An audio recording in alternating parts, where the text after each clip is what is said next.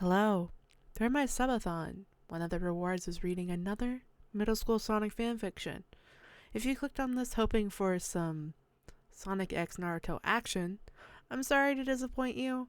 Unfortunately, this is a crossover fanfic with my own original characters. I would go into the descriptions of them, except it's utterly fucked because they're from middle school.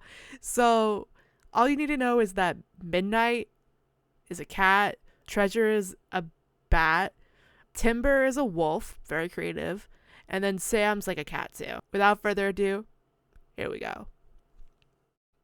Chemistry, where it all started. What seemed like a normal day would be like no other before. Today was a strange day, a day where 4 lives would be changed forever. Sam, you put too much sodium chloride in, Timber yelled loudly at her friend. Sheesh, Timber, can you be any louder? Midnight said nonchalantly. Timber, just call it salt. And Midnight, do you want to go to the principal's office again for fighting with Timber? Sam stated. Alright, Sam, and I know that you mixed that wrong. Let me put something in to change it. Midnight walked over to Sam and Timber's lab table. Soon Midnight was adding strange ingredients to the beaker, and it started to fizz. There you go, a perfect solution, Midnight said triumphantly. Show off, Timber mumbled. Alright, students, 3 more minutes before your solutions are going to be tested. Wrap it up, the teacher said nicely to the class. One thing, Timber shouted. Midnight turned around just as Timber grabbed her shuriken out of Midnight's lab coat pocket. Now, for the Timber spin on this solution. Timber started to scrape off some of the metal from the shuriken. Treasure walked over curiously. What's going on here? Midnight ran to Sam's lab table just as the metal landed in the beaker. Poof!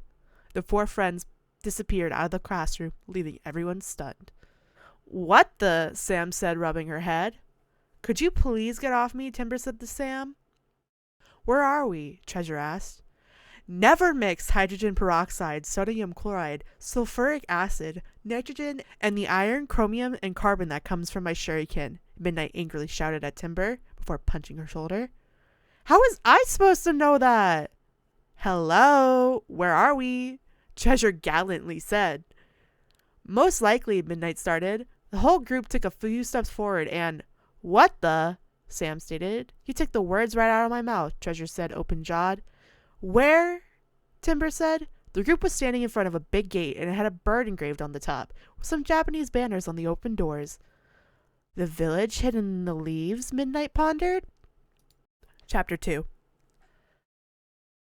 How can you even read that? Sam asked Midnight. Hello, I've been in Japanese for 2 years. You've been in the same class with me, Midnight explained. Oh, I guess I never really paid attention, Sam shrugged, faintly recalling the few moments she saw the teacher talking before she dozed off. Okay, now that we know where we are, let's figure out the next question. Why are we here? Treasure said calmly. Everyone's eyes flicked to one another. They truly had no clue. Maybe it was some Timber begins. The chemical reaction must have teleported us to here. Midnight gestured to all around her. They all take a few moments to register the fact that this is, indeed, what caused them to appear out of nowhere. Picking up some of the dirt and rubbing it between her thumb and forefinger, Treasure states what can only confirm their suspicions. It's real. We are definitely not in a dream or one of Eggman's fake arenas. Well, we can't just stand here forever, Sam interjects. Sooner or later, someone from this village is going to find us. I say we find them first, doing a little spying, and decide whether they're hostile or not. They all glanced at the massive archway in front of them. This village was definitely a stronghold, of what they did not yet know, and they weren't going to risk it. Sam, maybe they're friendly and welcoming of travelers, Treasure said. I don't know about you, Timber said, stepping forward to address the group, but I'd much rather not jinx it. Timber's right, guys, Midnight says, dragging her eyes away from the woods. She only finds herself looking upon faces of disbelief, gaping mouths, and a few questioning eyebrow movements from Timber. What? I can agree with her sometimes. So, group vote. Sam steps away from the circle of her friends, taking her place as the unofficial but recognized leader. All in favor of my plan, say Sam. All in favor of Treasure's idea of waltzing right into town, say Death.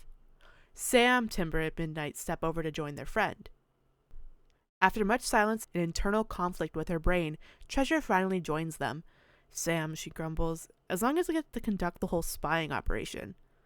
Of course, you're the best spy we got, Sam admits. A time skip. It'd been several days, and everyone knew the chances of survival on their own were slimming with every passing minute. It was silent, for everyone wanted to conserve their dangerously low water levels in their bodies. Talking would only make their mouths dry quicker. Finally, midnight breaks the silence. At least we had a lunch before chemistry. She laughs weakly, shaking her whole body. Otherwise, I'm certain we wouldn't have survived this long. Her words evaporate into the vast expanse around her. No one is in a light and cheery mood. Her attempts at such an attitude are feeble. She pulls out one of her kunai.